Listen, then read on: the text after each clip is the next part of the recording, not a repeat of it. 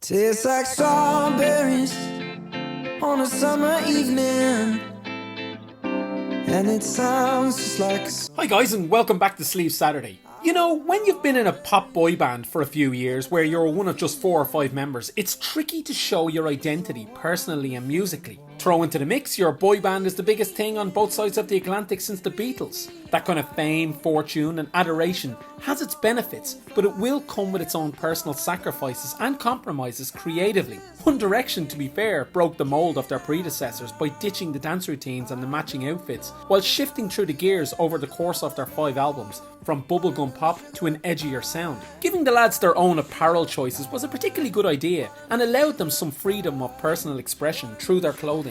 The subject of this week's video, Harry Styles, in my opinion, took this personal attire opportunity to its maximum, and just looking back at 2015 as they began their hiatus, you could just tell who was going to make the rock album and who would make the pop albums. Harry comes across like a man out of time with his musical choices, both with what he likes to listen to and what he releases himself, being almost rooted in 70s and 80s rock, and I can really identify with that myself. He seems inspired by the likes of Prince, Bowie, Joni Mitchell, Kiss and the Stones. He hangs out with superstars like Stevie Nicks of Fleetwood Mac, and she even handpicked him to induct her into the Rock and Roll Hall of Fame, before he went on to stand in for the late great Tom Petty when he joined her on stage later on that night. Very impressive. He's a 70s rock star born in 1994.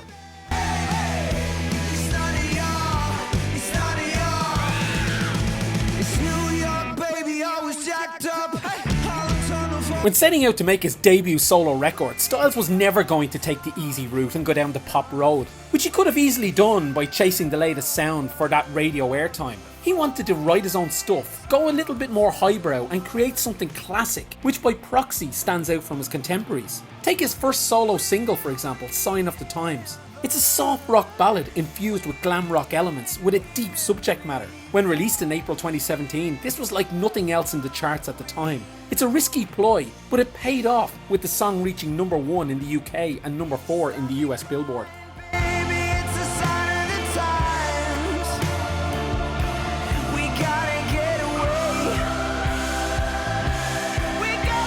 The problem with going solo for the first time, having been in a pop group created on a reality TV show, is your ambitions of assembling your own art in the classic rock genre will inevitably come up against credibility challenges. I don't think Harry cares, as he was steadfast in his goal. As I said, his musical influences are very apparent, and the rock legends he adores rarely face challenges with credibility.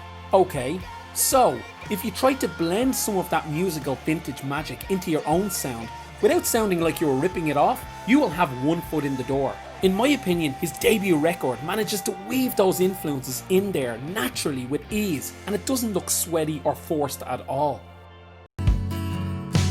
tastes so sweet, looks so real.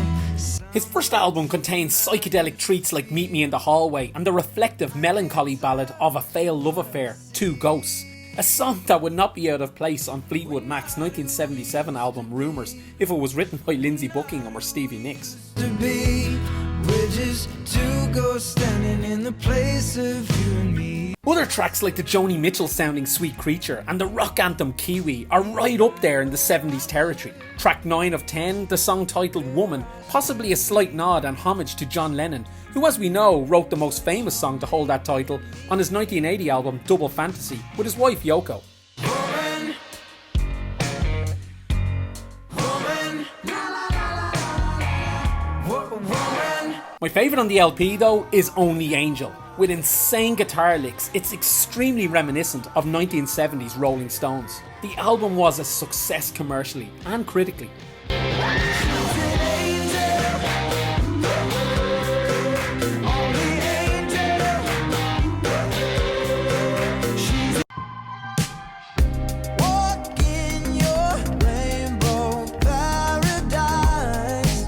Risks. You have to take risks to be successful. And by not playing it safe on the first outing, 2 years later, Harry upped the stakes and went all in on Fine Line. His audience had accepted his 70s throwback the first time, and here he came back with the dial turned up. The Fashion Again 60s, 70s and 80s laden accompanied another rock and psychedelic infused LP, which topped the US Billboard chart. In opening track Golden, I hear hints of Bowie, while vocally in my opinion, Harry is at his best on the album's coolest song, Watermelon Sugar, the title for which was inspired by the 1968 book of the same name. Watermelon sugar high, watermelon sugar high, watermelon sugar high, watermelon sugar high. The truly haunting mid-album ballad Falling continues the LP's theme of lost love, and its stunning piano keys are a joy. The track was the third single from the LP and was styled as a 6th single release to be certified gold in the US. What if I'm someone I don't want around?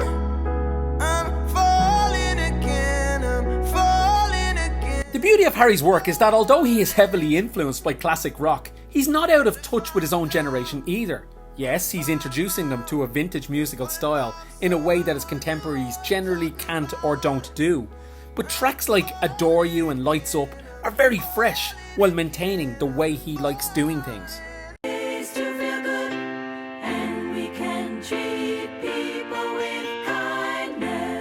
A deep album track like Treat People With Kindness not only serves up a positive message, but once again it wouldn't be out of place on a 1970s album, like for example Queen's A Day at the Races.